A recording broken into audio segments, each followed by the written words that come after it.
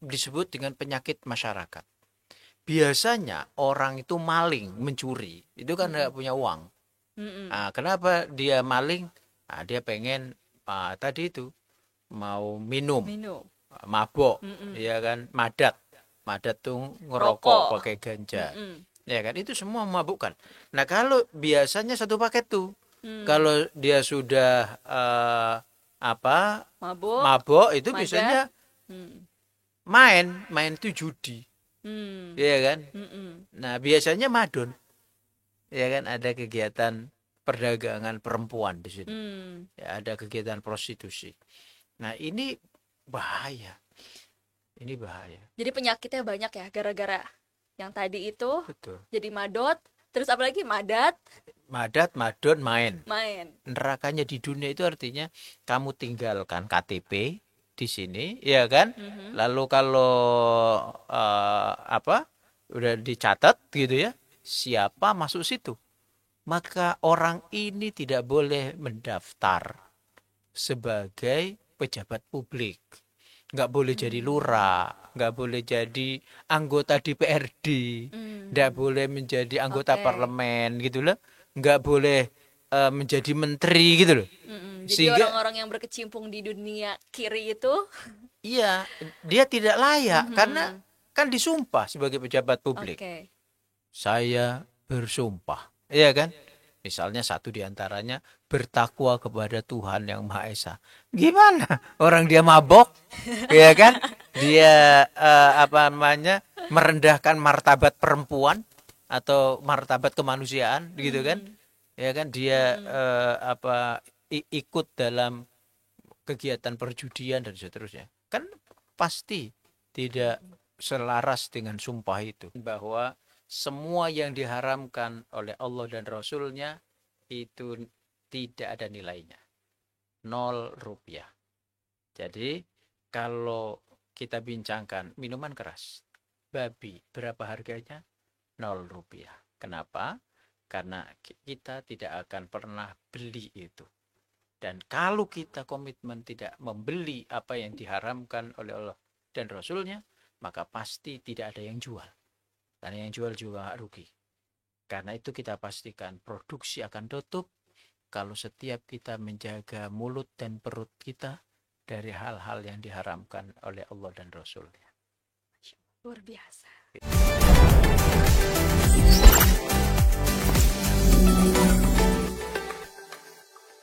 Halo Sobat Ekbis, jumpa lagi dengan saya Yashipa Yasmin dalam program Ekbis Banten Podcast. Oke, hari ini kita mau ngobrol-ngobrol terkait hal yang lagi panas-panas di tengah masyarakat Banten, yaitu tentang penutupan pabrik miras. Nah, hari ini saya sudah mendatangkan narasumber dari Ketua Presidium FSPP. Ini dia Dr. Fadlullah. Selamat datang Dr. Ya, Fadlullah. oke, selamat datang. Alhamdulillah sehat selalu ya Pak ya. Oke, Mm-mm. alhamdulillah sehat. Ini di tengah kesibukan beliau, kita di sini mau ngobrol-ngobrol nih gimana tanggapannya sih, tanggapan Pak Fadlullah nih ya selaku anggota presidium dari FSPP Ya. terkait penutupan pabrik miras ini. Gimana tanggapan Pak Fadlullah? Dan sebelumnya mau nanya juga sekalian ya, alasan-alasan gitu ya, para ulama dan masyarakat, santri-santri, ulama, kiai sangat gencar untuk menutup pabrik miras ini. Gimana Pak Fadlullah tanggapannya? Jadi yang pertama dari perspektif agama, Mm-mm. minum khamar atau minuman keras itu khamar itu Mm-mm. haram. Jadi Betul. kalau minumnya saja haram, maka menjualnya juga haram. Karena nggak ada orang minum khamar kalau nggak ada yang jual. Oke. Nah, dan nggak ada orang jual kalau nggak ada yang bikin, Produksi. yang produksi. Karena itu jika diharamkan mengkonsumsinya, maka menjualnya juga diharamkan, maka memproduksinya juga diharamkan. Nah, apalagi ini di satu kawasan yang disebut kawasan industri halal. Nah, Lah, industri halal kok memproduksi minuman minuman haram. keras. Nah, jadi karena itu argumen mengapa kita harus sepakat bahwa kegiatan produksi minuman keras ini dihentikan. Oke. Itu. Itu ya tadi alasannya itu ya sebenarnya dasarnya itu tadi ya haram gitu, Haram. bahwa segala macam minuman gitu yang memabukkan itu haram gitu Haram. dalam Islam sendiri, apalagi di Banten ini terkenal dengan religiusnya gitu Betul. kan. Nah, ini kan sebenarnya PT ini sudah berproduksi dari tahun 2019 gitu ya. Artinya sudah cukup lama gitu kan. Nah, ini kenapa baru bersuaranya ini akhir-akhir ini ya, Pak? Kan baru tahu. Oh, baru tahu. Baru tahu. Iya. Berarti sebelumnya belum tahu gitu. Beberapa tahun ke belakang itu belum tahu kalau ada produksi miras ini. Kita belum tahu. Kalau Hmm. orang lain tahu, nggak lapor dia sama kita kan. Oke. Nah, jadi kenapa kita harus tutup ini? Mm-mm. Karena kita harus memikirkan masa depan bangsa ini. Betul. Nah, kita ada dalam tradisi kita itu molimo. Ya, Oke. ada molimo, ada madat, Mhm. ada mabok, ya kan? Ada madon, ya kan? Ada main, ada maling. Hmm. Itu 5 itu. Molimo tadi ya. Molimo. Iya, jadi ada itu semua disebut dengan penyakit masyarakat. Biasanya orang itu maling, mencuri, itu kan nggak punya uang. Mm-mm. Nah, kenapa dia maling? Nah, dia pengen tadi itu mau minum, Minum. mabok, Mm-mm. ya kan, madat. Madat tuh ngerokok Rokok. pakai ganja. Mm-mm. Ya kan, itu semua memabukkan. Nah, kalau biasanya satu paket tuh, Hmm. kalau dia sudah Mabuk. mabok itu Madat. biasanya Hmm. main itu judi, Hmm. ya kan. Mm-mm. Nah, biasanya madon, ya kan, ada kegiatan perdagangan perempuan di situ. Hmm. Ya, ada kegiatan prostitusi. Nah, ini bahaya. Ini bahaya. Jadi penyakitnya banyak ya gara-gara yang tadi itu. Betul. Jadi madot, terus apalagi madat, Madat, madon, main. Nah, jadi mungkin itu juga salah satu hal yang gencar sekali gitu lah untuk ditutup pabrik ini gitu kan. Iya, jadi gara-gara mabok itu Mm-mm. Banyak. main, kita tahu tuh namanya judi online. Nah, udah banyak banget tuh. Banyak banget. Mm-mm. Nah, karena udah habis duitnya akibat judi, yang judi itu biasanya ada maboknya juga, ada madurnya juga, prostitusi. Ya, Mm-mm. akhirnya kan ngutang kan, Nah, online kan. Nah, nggak bisa bayar, maling. waduh. Nah, maling itu kalau tingkat yang lebih kasar ngerampok. Wah, bahaya itu. Dan Ini bisa melukai juga, begal. ya, jadi Hmm. ini akan merugikan keamanan masyarakat. Berarti dengan adanya miras ini juga bisa pada ujungnya gitu ya, bisa meningkatkan kriminalitas gitu ya, Betul. sehingga Betul.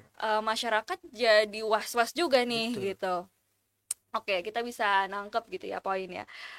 Mungkin ada gitu ya, banyak lah mudarat-mudarat tadi yang diakibatkan miras itu sendiri. Betul. Tapi mungkin kalau kita lihat dari POV lainnya gitu ya, dari sudut pandang lainnya gitu.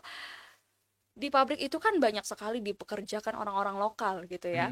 Yang saya tahu juga ya, kemarin juga sempat bilang dari orang sananya gitu, bahwa di sana pun banyak pekerja-pekerja lokal yang dipekerjakan di sana gitu. Nanti bagaimana nasibnya kalau misalnya pabrik tersebut ditutup, Pak? Gimana tanggapan Pak Fadlullah? Oke, sekarang kita timbang, ya kan? Kita timbang. Ini tetap produksi, ya kan? Terus orang-orang pada mabok, Mm-mm. ya kan? Madon, ya kan? Main, kalah, judi online, kemudian utang, ya kan? Pinjol, ya, pinjaman online. Nanti gak sanggup bayar, mencuri, ya kan? Maling, ngerampok. Kira-kira itu kalau dikuantitatifkan, itu diangkakan itu semua problem itu tadi, sebanding nggak dengan manfaat yang diberikan, yaitu tenaga kerja lokal bekerja di situ, ya kan? Itu harus ditimbang.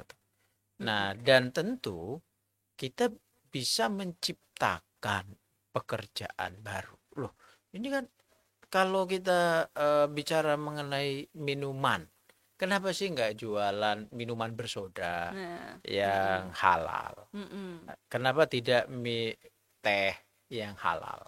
Kenapa tidak misalnya apa Air putih ya atau bikin minuman minum-minuman yang sehat. bervitamin Nah, gitu kan, multivitamin dan mm-mm. yang cair dan seterusnya kan banyak. Jadi itu sebenarnya bisa substitusinya banyak. Jadi Oke, banyak penggantinya.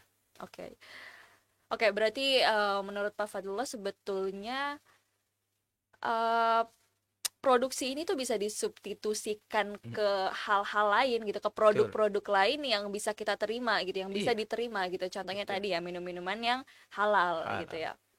Dan yang halal tuh lebih banyak daripada yang Ya, haram. oke.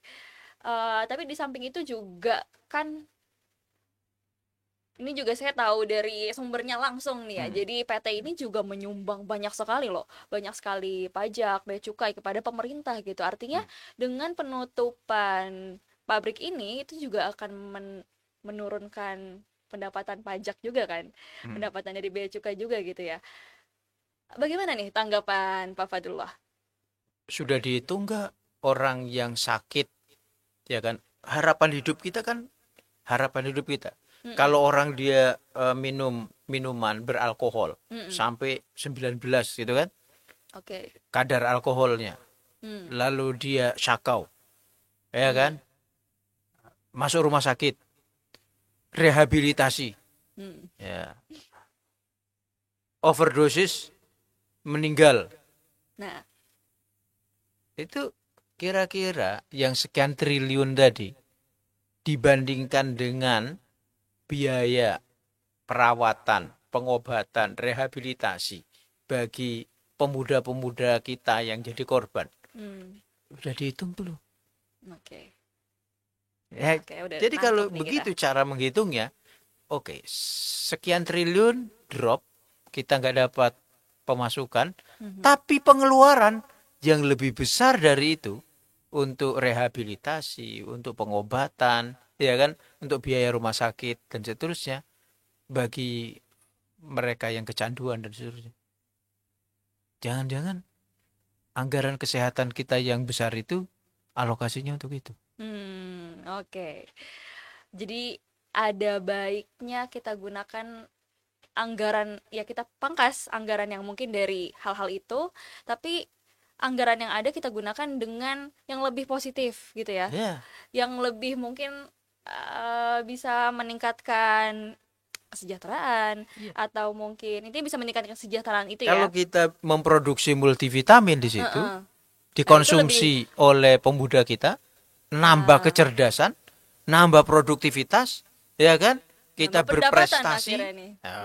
gitu dong. Oke. Jadi yang halal itu lebih menguntungkan. Nah, oke, walaupun ya ya oke udah paham nih ya. Kita udah dapet nih ya. Kita udah ngelihat dari dua sisi berbeda bagaimana dari agama dan kita lihat dari sisi positif yang mungkin adanya perusahaan ini gitu. Tapi saya mau nanya lagi nih. Eh menurut Pak Fadullah gitu ya, Pak Dokter nih, Pak Dokter Fadullah, sebetulnya bisa gak sih hal ini, penutupan pabrik ini dikompensasi atau dialternatifkan dengan cara lain? Artinya tidak ditutup, tapi apakah bisa ada cara lain gitu? Gimana Ya, Pak? begini, nanti kita membincangkan dari Mm-mm. satu sudut pandang tertentu. Kita bisa saja menyatakan ini ada peminatnya loh. Mm-mm. Yang namanya minuman keras itu ada peminatnya. Mhm. Ya, kemudian perdagangan manusia itu ada peminatnya. Ya kan? Tapi mari kita lihat juga nanti konstitusi kita. Konstitusi kita itu mengizinkan itu enggak? Jadi sebenarnya nih. Jadi konstitusi kita Mhm. itu mengatakan bahwa setiap warga negara berhak untuk mendapatkan pekerjaan. Tapi loh, bukan setiap pekerjaan, tapi pekerjaan yang layak bagi kemanusiaan.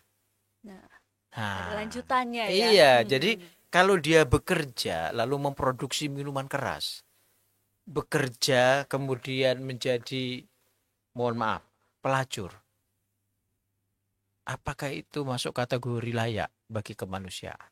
Nah, itu yang jadi masalah. Nah, kalau kita mengatakan oke, kita abaikan konstitusi, ya kita bisa lokalisir kita di semua peradaban itu ada. Jadi ada yang namanya deviasi, ada yang namanya penyimpangan. Oke. Ya, penyimpangan. Misalnya di Kabupaten Serang itu ada pulau-pulau. Ada pulau-pulau yang itu terasing dari masyarakat luas. Nah, silakan produksi minuman keras di situ, ya kan? Silakan itu. Kalau dulu di tempat-tempat tertentu itu ada tempat khusus judi, khusus perjudian, Oke. seperti di Malaysia, seperti di Cina, dan seterusnya misalnya. Silakan saja. Nah, tinggal pertanyaannya itu secara teknis bisa. Tapi bagaimana menurut konstitusi kita? Nah, kalau kitab suci jangan dibilang, udah Nah, itu jelas udah dong. jelas ya. Ya kan, enggak boleh itu. Konstitusi kita itu juga menyebut bahwa setiap warga negara berhak untuk mendapatkan pekerjaan.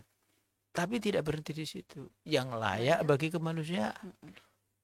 Ya kan? Nah, menjadi tadi ada orang nyebutnya pramuria. Nah, Untuk penghalusan ya. mm-mm. Ya kalau pelacur itu tidak enak banget. Kasar ya. Ya pramuria gitu loh. Misalnya.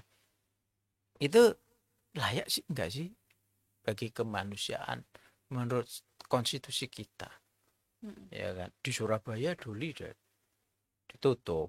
Ya kan? Iya. Di Cilegon Sangkanila Tutup. ditutup. Meskipun ada yang komentar. Iya, resmi ditutup, tapi peredarannya tetap jalan. Nah, tapi tetap itu kan tidak legal namanya. Tidak legal. Jadi pekerjaan yang tidak layak bagi kemanusiaan itu tidak dilegalisasi oleh negara. Okay. Nah, tapi ada memang kalau kita baca di negara-negara lain, ya sudah. Gimana? Karena ini bagaimanapun faktanya ada, secara sosiologis ada, ya kan? Nah, ini nggak bisa nafikan, udah dilokalisir. Jadi lokalisir itu maksudnya agar dampaknya itu terbatas pada pelakunya. Jadi tidak kepada yang lain. Nah, kalau kita sepakat dengan itu, misalnya ada pulau tertentu yang digunakan untuk kegiatan yang tidak sesuai dengan kitab suci dan konstitusi, tapi ini disediakan. Itu kira-kira silakan, ini yang masuk surga masuk masjid gitu kan. Nah, yang mau masuk neraka silakan ke pulau itu. Ya kan, ke pulau itu masuk neraka. Apa nerakanya? Nerakanya di dunia itu artinya kamu tinggalkan KTP di sini, ya kan? Lalu kalau udah dicatat gitu ya, siapa masuk situ, maka orang ini tidak boleh mendaftar sebagai pejabat publik. Nggak boleh jadi lurah, nggak boleh jadi anggota DPRD, nggak boleh menjadi anggota parlemen gitu loh, nggak boleh menjadi menteri gitu loh. Jadi orang-orang yang berkecimpung di dunia kiri itu, iya, dia tidak layak karena kan disumpah sebagai pejabat publik. Saya bersumpah, iya kan? Misalnya satu diantaranya bertakwa kepada Tuhan yang Maha Esa. Gimana? Orang dia mabok, ya kan? Dia merendahkan martabat perempuan atau martabat kemanusiaan, gitu kan? Ya kan? Dia ikut dalam kegiatan perjudian dan seterusnya. Kan pasti tidak selaras dengan sumpah itu. Jadi sejak awal boleh. Kalau kita konsisten dengan itu, boleh. Kalau memang seketat itu ya. Iya, tapi kenyataannya serius. gimana Jadi nih? jangan lokalisasi dibolehkan, tapi kemudian orang-orang yang masuk ke situ bebas menjadi pejabat publik. Kalau itu nggak fair. Nggak fair. Tapi kalau kita mau, oke, secara sosiologis fakta itu ada. Kebutuhan untuk sebagian orang itu ada. Maka orang ini harus konsisten. Oke, saya mengambil jalur sebelah kiri, saya menantang masuk neraka, misalnya dia bilang gitu, ya kan? Tapi inti nggak boleh menjadi pejabat publik. Kalau aturan kita buat begitu, ya meskipun apa namanya ini sekali lagi dari segi kitab suci dan konstitusi itu Tidak tidak diperbolehkan ya. diperbolehkan, tapi oke, ini ada jalan kedaruratan. Ya, kedaruratan itu tidak sesuai dengan kitab suci, tidak sesuai dengan konstitusi. Nah, karena dia neraka sebagai pilihan. Silakan. Memang dia yang memilih neraka gitu ya. Pilih. Waduh. Oke, jadi ya itu tadi ya. Itu salah satu mungkin Ya. alternatif yang bisa diambil gitu ya. Tapi kalau semisal gitu pabrik ini tidak ditutup. Tapi kan sekarang kalau yang saya tahu juga ya, sebetulnya pabrik ini hanya memproduksi, bukan mengedarkan. Nah, itu bagaimana Pak tanggapannya? Seandainya misal pemerintah memperketat pemantauan pengedarannya atau mungkin ya itulah memperketat pemantauannya gitu. Gimana bisa gak kalau kayak gitu? Sebenarnya tugas pentingnya itu adalah yang paling akhir, yaitu jangan mengkonsumsi. Ya, misalnya nih, ini minuman keras, ya kan, miras, silakan. Berapa harga sekian? Jangan harga segitu. Gratis saya nggak mau minum. Nah, dan semua rakyat Indonesia karena lulus pendidikan agama dan Pancasila, gitu kan. Seluruh rakyat Indonesia ini akhirnya punya komitmen tidak mengkonsumsi, tidak minum minuman keras. Kira-kira pabrik itu tutup nggak? Tutup. Rugi dong ada yang beli. Makanya, jadi tidaklah mungkin seseorang Oke. atau korporasi memproduksi minuman keras, lalu dia tidak mempromosikannya. Itu nggak mungkin. Nah, Dia pasti merayu, terutama anak-anak muda, untuk mencoba minuman itu. Pasti merayu. Ya, merayu itu kan berarti mempromosikan. oke, jadi alangkah lebih baiknya ditutup gitu ya. Ya, Atau mungkin alternatif lain tapi yang tadi itu harus konsisten gitu ya. konsisten. Itu dulu Jakarta kan begitu kan? Jakarta yang sekarang sudah menjadi Islamic Center ya. Ya kan? Dulu pada zaman almarhum Ali Sadikin kan begitu di Jakarta. Gubernur DKI pada masa almarhum Ali Sadikin. Oke, ini nggak bisa hentikan begitu ya, produksi ada, prostitusi ada, tapi hanya di situ, Wilayah tertentu gitu. wilayah tertentu. Nah, sama Bang Yos, Gubernur DKI dalam jangka yang sudah panjang begitu, akhirnya ditutuplah itu kan, lokalisasi itu, didirikan masjid. Nah, Ya kan, itu yang di Jakarta. tapi Kira-kira. harapannya gimana nih untuk yang di Banten ini? Ini sebagai penutup juga ya, gimana harapan Pak Padullah terkait isu ini di Banten? Bagaimana? Jadi harapannya pemerintah ini ya, karena perusahaan itu membangun perusahaan di situ, memproduksi, tentu ada izin. Sangat riskan, berisiko tinggi kalau dia membangun tanpa izin toh. Jadi itu pemerintah pasti ada mengeluarkan izin. Tadi sudah disebut ya kan, Izinnya bahwa juga katanya udah memang lengkap ada gitu ya. izin. Nah karena itu ya sudah kita tinjau kembali izin itu, tarik izinnya.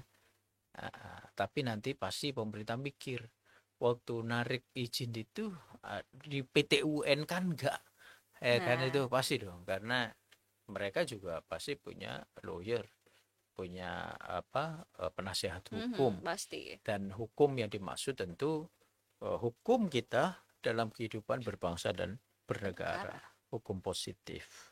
Nah ini semua harus dipikirkan. Jadi pertama, siapapun penyelenggara negara, bupati kah, wali kota, gubernur, kepala dinas, ya kan, hati-hati mengeluarkan izin, baca dengan cermat, ya kan, karena sekali keputusan diambil itu punya konsekuensi yang sangat panjang.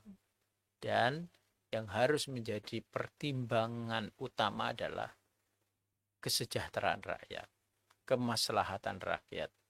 Dan kesejahteraan, kemaslahatan itu harus dasarnya konstitusi dan kitab suci. Jangan hanya pertimbangan pendapatan daerah. Waduh. Oke, baiklah, terima kasih banyak Pak Fadlullah atas waktunya, atas tanggapan-tanggapannya dari Pak Fadlullah terkait isu yang lagi panas ini ya. Sebagai akhiran ya, bolehlah Pak Fadlullah sepatah dua patah kata kepada sobat Ekvis di rumah. Dipersilahkan ya untuk Pak Fadlullah closing statementnya. Baik, untuk sahabat Ekvis kalian, saya ingatkan bahwa semua yang diharamkan oleh Allah dan Rasulnya itu tidak ada nilainya, 0 rupiah. Jadi kalau kita bincangkan minuman keras, babi, berapa harganya? 0 rupiah. Kenapa? Karena kita tidak akan pernah beli itu. Dan kalau kita komitmen tidak membeli apa yang diharamkan oleh Allah dan Rasulnya, maka pasti tidak ada yang jual. Karena yang jual juga rugi. Karena itu kita pastikan produksi akan tutup kalau setiap kita menjaga mulut dan perut kita dari hal-hal yang diharamkan oleh Allah dan Rasulnya. Luar biasa. Gitu. Ini itu dia tadi closing statement dari Dr. Fadlullah. Dan semoga podcast ini juga bisa memberikan pencerahan juga nih kepada sobat Ekvis yang nonton di rumah. Sebelumnya terima kasih banyak saya ucapkan kepada Pak Dr. Fadlullah. Saya Syifa Yasmin, pamit undur diri dan sampai jumpa.